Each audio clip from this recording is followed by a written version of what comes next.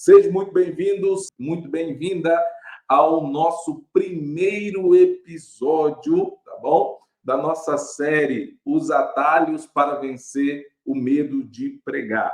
Aqui eu te ensino tudo o que você precisa saber para vencer o medo de pregar em 3 meses, mesmo que você não tenha pregado a sua primeira mensagem. E o tema de hoje é: eu quero pregar o evangelho, porém tenho muito medo. O que eu faço? Tá bom? Eu recebi essa pergunta e eu gostaria, de transformar essa pergunta em um conteúdo para ajudar os irmãos respondendo aí algumas coisas, tá? Que os irmãos precisam saber para começar a vencer o medo de pregar, tá bom? Glória a Deus por isso. Então, para a gente começar, vamos lá para Nós temos que responder uma perguntinha para a gente deslanchar isso aqui. Qual é a diferença entre ter vontade de pregar e ter um propósito como um pregador da palavra de Deus? Então, se você quer pregar a palavra, você tem desejo de começar a pregar a palavra, logo sempre vai aparecer essas duas coisas, né? A vontade de ser um pregador, uma pregadora, e o propósito. E isso parece ser uma coisa muito óbvia, mas não é. Por quê? Vou explicar o porquê. Quando você tem vontade de ser um pregador, uma pregadora da palavra de Deus, automaticamente a vontade ela acaba quando o primeiro impedimento aparece. Olha isso aqui, hein? Muito importante. A vontade ela acaba ou ela termina quando o primeiro impedimento aparece. Agora, quando você tem um propósito, Não, o meu propósito de vida é propagar o evangelho de Cristo Jesus. Esse é o meu propósito. Eu estou totalmente comprometido com isso. E você tem esse propósito de vida, então você sabe que não é sobre você, é sobre outras pessoas. Por quê? Eu falava isso ontem na mentoria com os meus alunos, eu dizia justamente sobre isso. Uma coisa é você ter vontade de pregar, outra coisa é você ter propósito. Quem tem vontade, pensa nele próprio. Agora, quem tem propósito, está pensando no próximo. E pregar nunca é sobre você, sempre é sobre o próximo, tá bom? Então, cumprindo esse papel aqui, de sempre olhar para o próximo, ao invés de olhar para você, você começa a entender que tem uma diferença aí. Como eu disse, quem tem vontade de pregar, quando aparece o primeiro impedimento, o que acontece? Ele desiste. Agora, quem tem propósito, ele persiste, ele persevera, ele vai até o final, custe o que custar, seja o que seja, aconteça o que aconteça, ele vai até o final. Porque se você tem vontade, pode ter certeza, no primeiro impedimento você vai parar. Agora, se você tem propósito, passe o que passe, você vai seguir pregando a palavra do Senhor, ok? Ponto de número 2 aqui. Hoje a live vai ser bem corrida, uma live rápida, tá bom? Para você estar aprendendo aí um pouco mais sobre este tema. Esse tema maravilhoso que nós estamos falando aqui hoje, tá? De uma pergunta que eu recebi. Eu tenho vontade de pregar o evangelho, porém eu tenho medo, o que eu faço? E aí, o segundo ponto seria: por que o propósito? Porque o propósito de ser um pregador faz você sentir, faz você ver sentido em querer vencer o medo de pregar. Então, se você tem propósito ao invés de desejo, você vai ver sentido em querer pregar. E mais do que isso, em querer vencer o medo. Por quê? Uma vez que você está focado somente nos seus sentimentos, você vai esquecer dos sentimentos do próximo. Aonde eu quero chegar com isso?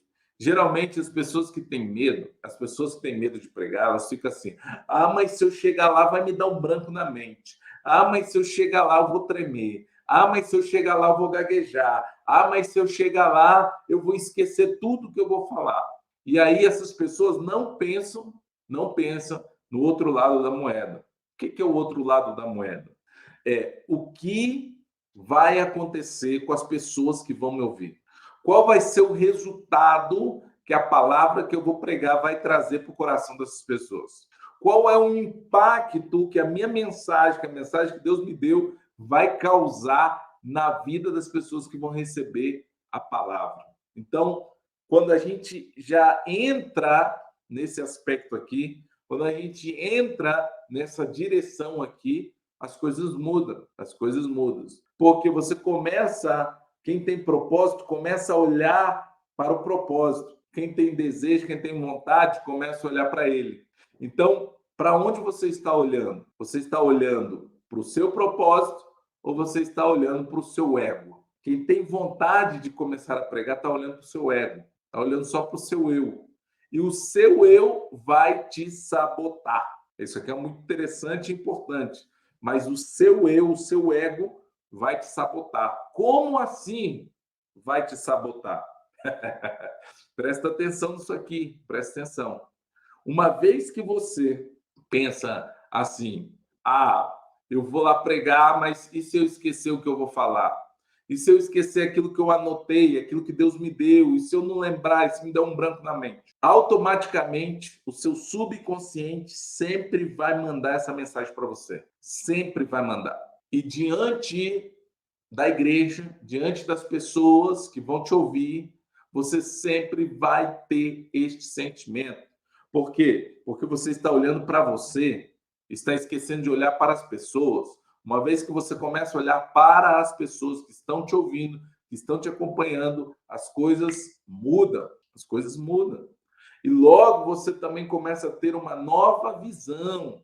E aí que está o X da questão. Se você tiver uma nova visão do seu processo, o medo não vai te impedir. Porque, na verdade, o medo é uma pequena barreira que está entre você e as pessoas. E ela não foi criada pelas pessoas, ela foi criada por você, mentalmente, psicologicamente. É bom que você entenda isso aqui. Se você olhar como pregador, como pregadora, o propósito, ao invés do desejo, da vontade, você vai ver que o propósito é impactar vidas, é ver vidas transformadas, é colocar a palavra no coração da pessoa, é ver que aquilo que Deus te deu foi útil para mudar a vida de uma pessoa, tá bom? Então, aí a gente parte agora para nosso próximo ponto aqui, que é o seguinte: por que ter propósito é importante para se tornar um pregador sem medo? Então, por que ter um propósito é importante para ser um pregador que não tem medo? Ou seja, que vence o medo. Porque eu até mudo um pouquinho essa fala aqui, porque ter medo sempre nós vamos ter, de um jeito ou de outro, porque os desafios vão mudar. Agora, como você lida com o medo é que está o X da questão, porque você sempre tem a opção de vencer ou deixar ser vencido, tá bom? Então, o propósito, ele é importante para você se focar, para você focar naquilo que tem mais valor. Porque quem tem medo está focando na coisa errada. E o foco é algo muito importante. Pastor, o que tem a ver foco com vencer o medo de pregar? Meu irmão, minha irmã, isso tem muito a ver. Você nem imagina. Você nem imagina. Se você persistir em algo, se você persistir na vontade de querer pregar a palavra de Deus, você vai ter foco. Foco. E naquilo que nós focamos, se você focar em algo muito, mas muito mesmo, você vai ter resultado. Agora, se você dividir o seu foco em várias tarefas, você não vai ter o resultado que você esperava. Você vai ter um pequeno avanço, mas não o resultado que você esperava. Porque a atenção dividida, preste bastante atenção nisso aqui. A atenção dividida faz com que o pregador, a pregadora que está iniciando, que vai dar os seus primeiros passos, pregar suas primeiras mensagens, venha não ter êxito naquilo que ele vai fazer, que é pregar a palavra de Deus. Então, logo, o que eu estou querendo dizer para você aqui? Parece que está confuso, né? Mas não está, não. O que eu estou querendo dizer aqui? Se você se concentrar, tem gente que é assim, que canta e prega. Aí ele fica dividido entre pregar e cantar. Então, se você tem um propósito e quer pregar a palavra de Deus, você tem que focar em pregar a palavra de Deus. Se você consegue dar atenção às duas áreas, bênção pura. Agora, saiba que você sempre vai se dedicar mais em um lado do que no outro. Então, se você foca, se você colocar a sua energia ali, não, eu vou vencer o medo de pregar. Esse vai ser o meu propósito de vida, eu vou conseguir, eu vou me empenhar, eu vou me dedicar para isso. Eu vou colocar minha energia nisso. Logo, todo o seu olhar, toda a sua atenção está focado para um centro. E aí, quando você faz isso, algo muda aqui dentro, algo muda aqui dentro. E sempre o teu subconsciente vai mandar essa resposta para o teu corpo. E aí, aquilo que você sente diante da plateia é chamado de respondentes emocionais. Os respondentes emocionais vão ser diferentes, porque antes lá no seu subconsciente estava a mensagem: eu não posso, porque o seu foco estava dividido. Agora, uma vez que o seu foco está centralizado em vencer essa barreira do medo, sempre lá no seu subconsciente vai ter uma palavra diferente. Eu posso, eu consigo, eu vou me esforçar, eu vou me dedicar, eu vou aprender, sabe? Então, essas palavras, mas isso aí é declaração positivista, isso aí não funciona, isso é balela, isso é besteira. Meu amigo, meu irmão, minha irmã, presta atenção numa coisa, coloque isso no teu coração, por favor. O meu e o teu cérebro funciona de acordo com aquilo que você acredita. De acordo com aquilo que você acredita. Se você acreditar que você não pode pregar, que você não pode vencer o medo de pregar, você não vai conseguir, porque o seu cérebro vai mandar essa informação para o teu corpo e aí você não vai conseguir. Agora, se você acreditar que é possível, por exemplo, eu tenho um caso de uma irmã, uma aluna nossa, que com um mês e meio, a irmã veio cheio de dúvidas, cheio de dificuldade, problemas e tal. Com um mês e meio, ela venceu o medo de pregar e hoje já está abrindo um ponto de trabalho no hospital, já vai abrir outro lá no presídio. Agora você imagina uma mulher extremamente importante para o reino de Deus, estava sendo travada pelo medo. E ela sempre estava olhando mais para ela do que para as pessoas, porque ela tinha vontade de pregar, mas ela não tinha propósito. Quando ela descobriu o propósito dela, ela viu que era possível. Ela viu que era possível vencer o medo de pregar. E ela começou a vencer. Ela foi vencendo um mês e meio. Olha só, gente. Eu prometo, com 3 meses, ela com um mês e meio, minha aluna. Um mês e meio de mentoria, um mês e meio de curso, de método. Essa mulher conseguiu vencer o medo de pregar. Coisa linda, linda, linda, linda, linda. Eu fiquei impactado.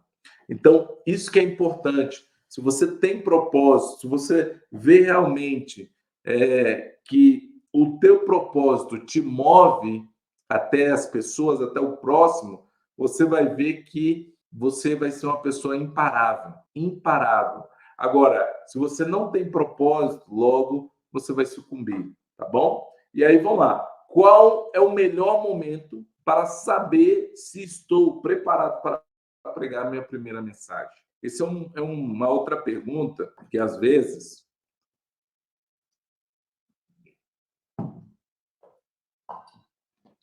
a pessoa pensa tanto em pregar, eu quero pregar, eu quero pregar, eu quero pregar, e não vê se ela está preparada para aquilo, psicologicamente, espiritualmente e intelectualmente, tá bom? Nesses 3 pontos, psicologicamente, espiritualmente e intelectualmente. Então, nesses 3 pontos, nós temos 2 áreas que eu sempre falo, o lado espiritual e o lado humano. O lado espiritual, o lado humano. Então, intelectualmente, a pessoa está preparada, você tem consciência, você tem profundidade naquilo que você vai falar, e mais do que isso, você tem domínio. Você tem domínio daquilo que você vai falar? Ah, sim, pastor, eu li uns 2 capítulos da Bíblia, eu sei a história, tintim por tintim. Qual lição você vai tirar daquela história para aplicar na vida das pessoas? Gente, coloca isso na tua cabeça, por favor. Pregar não é ir lá contar história. Pregar é pegar a vida da pessoa e colocar dentro da história bíblica. Por que a tua pregação é monótona?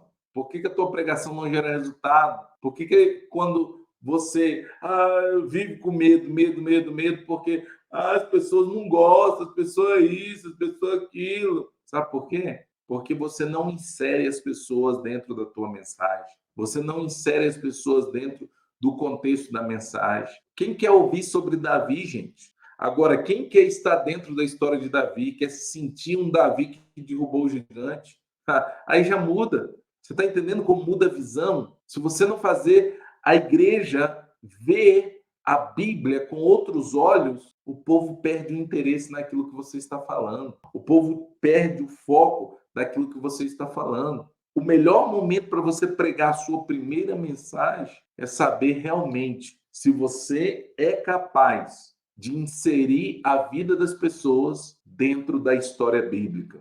Você já está capaz de inserir a vida das pessoas, o cotidiano hoje, dentro da Bíblia? Se você está, glória a Deus, você já está preparado para a sua primeira mensagem. Mas só isso? Não, não é só isso. Esse é o primeiro passo. Segundo passo, espiritualmente. Você tem uma vida abundante com Deus? Você tem uma vida de oração constante? Você tem um costume de jejuar, de ler a Bíblia? Você está se alimentando? Porque pregar também é alimentar. Se você vai alimentar a igreja, mas você mesmo está desnutrido, logo você não tem autoridade naquilo pelo qual você vai falar. Autoridade naquilo que ele... Quem vai te dar crédito? Se você não tem autoridade, ninguém vai te dar crédito. Ninguém vai entender e respeitar um pouquinho. Voltou. Você está falando. É por isso que chega alunos para mim dizendo assim: ai, na minha igreja ninguém gosta quando eu prego, porque as pessoas começam a dormir, as pessoas falam que é chato. Claro que é. Você vai lá para contar história. E o que eu estou querendo dizer é o seguinte: coloca as pessoas dentro da história. Isso se chama aplicação textual. Se você não trazer o texto para os dias atuais, a pessoa não vai ver sentido naquilo que você está pregando. São só palavras. Agora, como que a palavra começa a ter vida? Quando você consegue inserir Davi na realidade dela. Nos problemas que Davi passou, você colocar ela também lá dentro. Então, a cabeça, a visão dela vai ser diferenciada, ok? E aí a gente vai para mais um ponto aqui. Por que não fazer a sua primeira pregação na igreja? Vai te ajudar e muito para vencer o medo de pregar. A maioria das pessoas que querem começar a pregar, eles querem começar na igreja. Não, é porque eu recebi um convite para pregar na igreja tal e não sei o quê. E aí ele idealiza um monte de coisa na cabeça. Eu vou chegar lá, vai ser bênção, vai lá, vai ser isso, vai ser aquilo. E aí depois ele sai de lá como? Frustrado. Frustrado. Por que frustrado, Patrick? Por quê? Sabe por quê? Porque antes de você entrar, você nunca experimentou daquele ambiente. Antes de você entrar, porque deixa eu só voltar a fita aqui um pouquinho. Uma coisa é você ser ouvinte, outra coisa é você ser o comunicador. São duas visões diferentes. E aí você está acostumado todo dia na igreja, todo dia, a ser um ouvinte. O dia que o pastor te coloca lá para você pregar e você agora tem que ser o comunicador, o orador, o pregador ou a pregadora, aí muda. Porque você sobe no altar, tá todo mundo olhando para você. Ai, meu Deus, e agora? E agora? E agora? E agora? As coisas mudam. Tudo muda. Você pensa que não muda, mas muda. As coisas mudam, porque a visão que as pessoas vão ter de você vai ser outra, totalmente outra, totalmente. E é aqui que está o X da questão, aonde eu estava querendo chegar. Aí você nunca pregou, Você sempre ouviu, foi na igreja para ouvir. Agora você está na condição de pregador. As pessoas estão te olhando, estão te observando. O seu subconsciente está mandando respondentes para o seu corpo. Você acha que vai ser você pode, você consegue? Claro que não. Claro que não. É por isso que as pessoas travam. E aí, o que eu faço com os meus alunos? Eu sempre ensino. Ei, antes de você entrar para a igreja, você tem que ter, no máximo, 10 experiências. Antes disso, no mínimo 5. Então, no mínimo, 5 experiências antes do altar. Antes do altar. Como seria isso? Por exemplo, por que você não vai lá, não sei se tem ou não, encontro de mulheres na tua igreja? Por que você não vai lá pregar? Culto familiar, células. Por que você não vai lá pregar?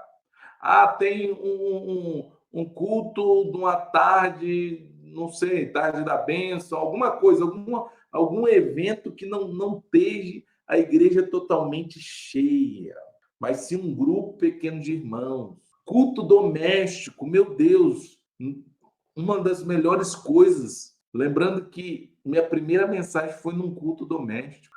Foi no culto doméstico. Então, se você vai pregar a palavra de Deus nesses ambientes onde você, digamos assim, não tem total controle, mas você tem um controle pequeno, porque as pessoas que estão ali são mais próximas de você, são pessoas que não vão te julgar, são pessoas que o feedback que você vai receber vai ser um feedback positivo, entendeu? Um feedback positivo. Logo, isso, ao invés de te desmotivar, vai te motivar, porque você chega diante da igreja, você não sei qual o tamanho da tua igreja lá, mas vamos supor 150 pessoas olhando para você. Você nunca pregou, é a primeira vez que você vai pregar. 150 pessoas olhando para você, meu querido, minha querida. Logo, você vai fixar o seu olhar em uma expressão e talvez a pessoa, sabe, fez aquela cara, não,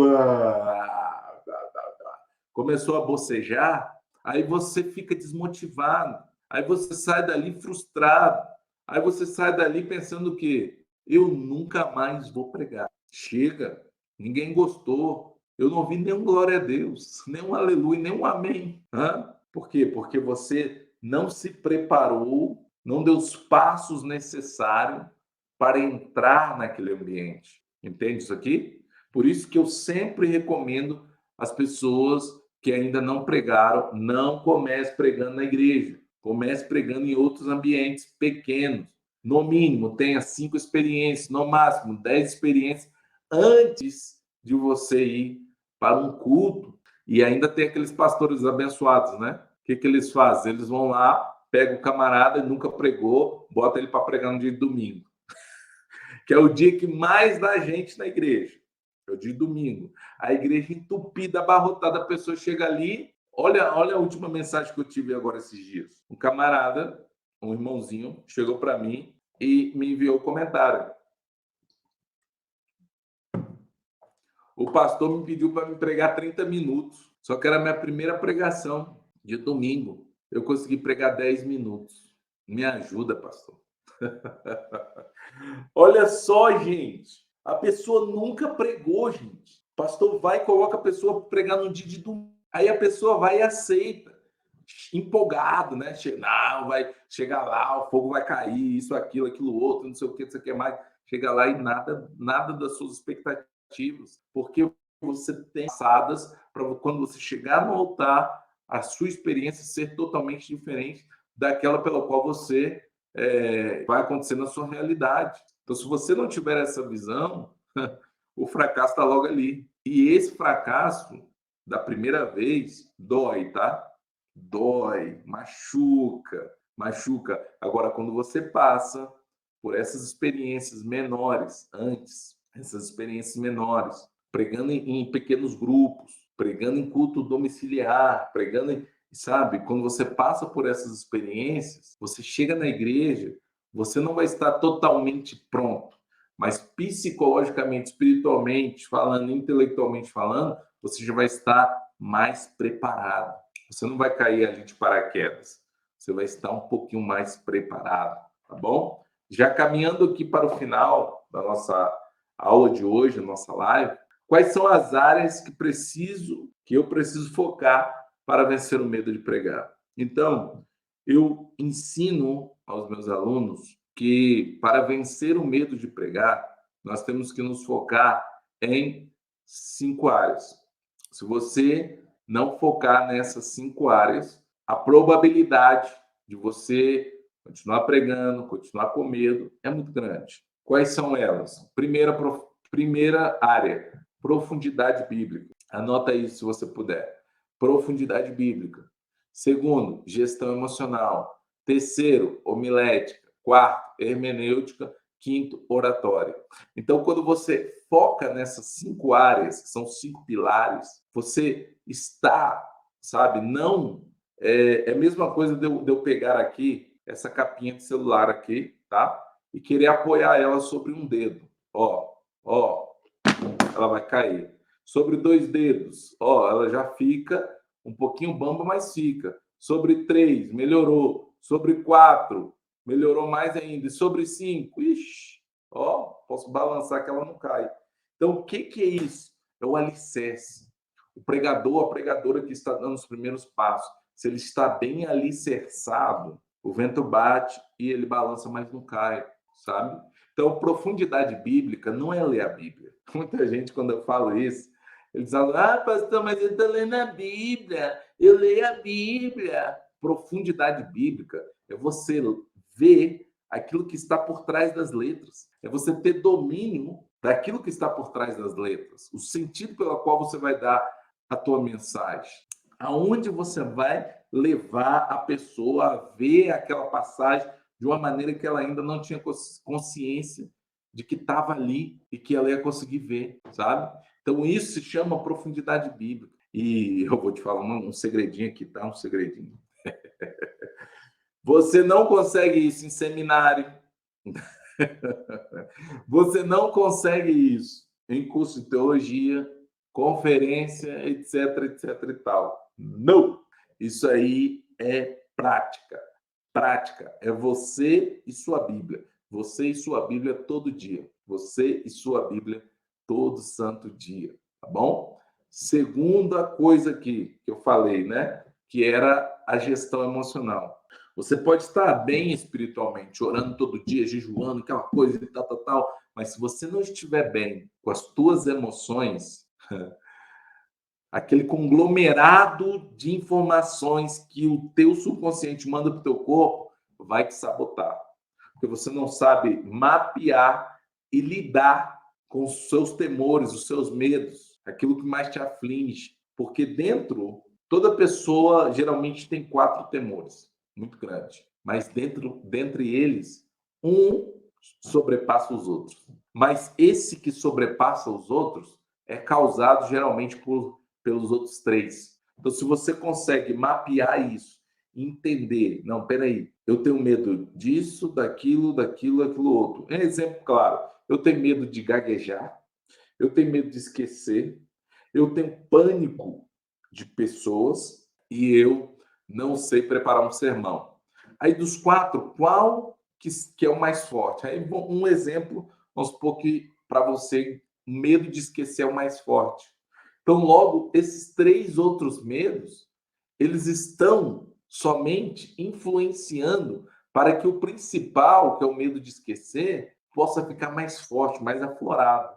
E uma vez que você vai eliminando esses medos e mapeando, enxergando o que você tem que fazer para vencer esses medos, você consegue gerir as suas emoções com mais tranquilidade. E o terceiro pilar, terceira área aí, seria a parte da homilética. Se você não domina essa parte,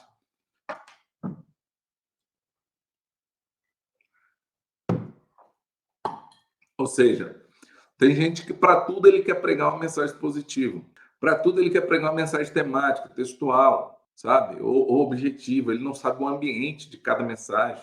Ele não sabe o ambiente, porque tudo tem um ambiente. Imagina só, você chegar num hospital onde você tem 10 minutos para pregar, trazer uma mensagem positiva. Gente, ninguém.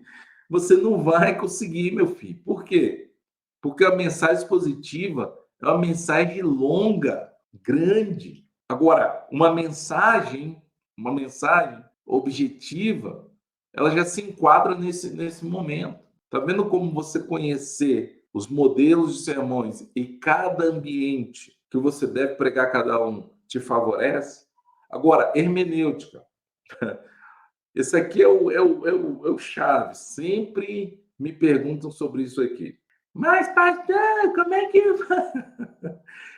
eu faço para aprender hermenêutica? Quem me ensina a interpretar a Bíblia é o Espírito Santo. Aí você vê o camarada lá, vai pregar, prega, prega, prega, prega, prega, prega, prega, prega, e ninguém entende nada. Por quê? Porque ele não sabe interpretar a Bíblia. Ele não sabe. E uma das coisas que eu mais tenho escutado por aí é as pessoas colocar a culpa no Espírito Santo. Colocar a culpa no Espírito Santo. Não, o Espírito Santo vai interpretar a Bíblia para mim porque ele é o maior intérprete da Bíblia, isso, aquilo tudo. E aí a pessoa vai lá e prega e diz: eu falei tudo que o Espírito mandou falar. Será mesmo? Será que o Espírito Santo mandou você falar sobre a saia da irmã? Sobre o sapato do pastor? Sobre a mulher do fulano de tal? Foi o Espírito Santo mesmo? Ou foi a sua própria vontade, sua própria mente? Pega um texto, fora de contexto, e gera um pretexto. Tem muita gente que está começando a fazer isso. Vai lá e lê um texto em Salmos, não conhece o contexto por trás daquilo. Você quer ver um texto básico aqui? Salmo 23. Salmo 23. Eu nunca, gente, vou ser sincero para dizer isso aqui. Eu nunca vi ninguém pregar o contexto do Salmo 23. Eles entram dentro do Salmo 23 como se fosse um salmo comum.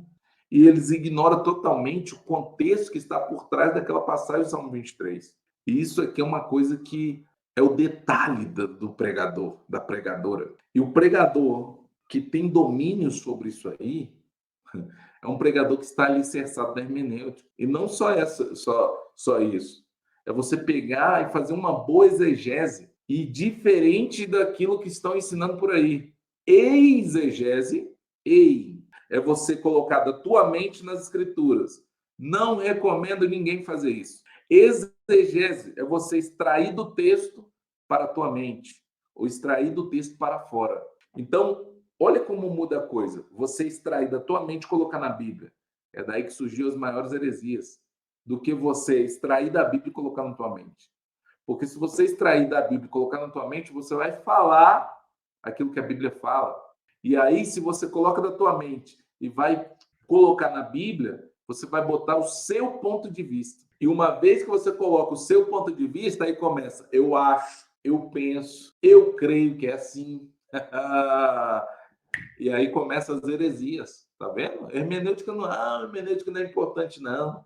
O negócio é você orar, jejuar e ler a Bíblia. Ah, é? Vai nessa.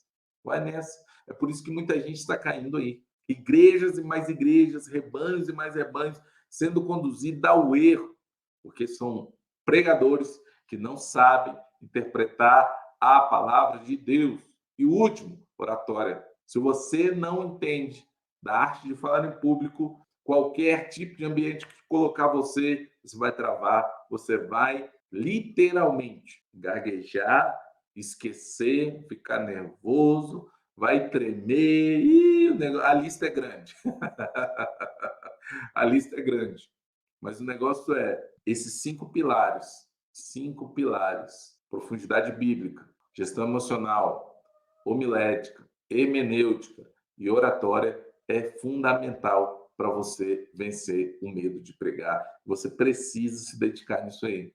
Você precisa olhar isso aí com outros olhos e começar a colocar, né, a tua atenção nisso aí. E dessas 5 áreas, qual é a mais importante no meu ponto de vista? No meu ponto de vista, dessas 5 áreas que eu te falei, profundidade bíblica, gestão emocional, homilética, hermenêutica e oratória, o principal é gestão emocional. Por quê? Porque você pode estar muito bem preparado espiritualmente, psicologicamente, intelectualmente.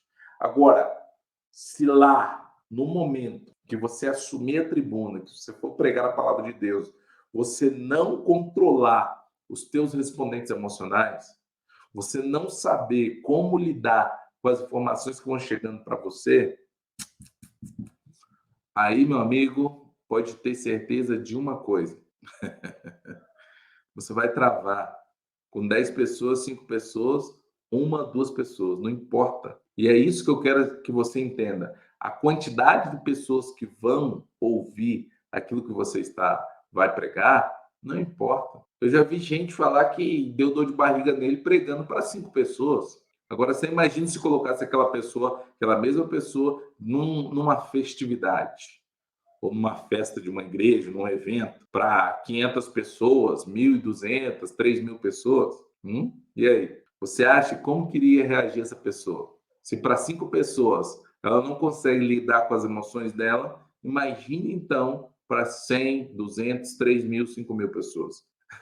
Logo, esse tipo de pessoa não vai conseguir seguir adiante, ele vai travar literalmente, tá bom? E para a gente terminar a nossa aula de hoje, tá?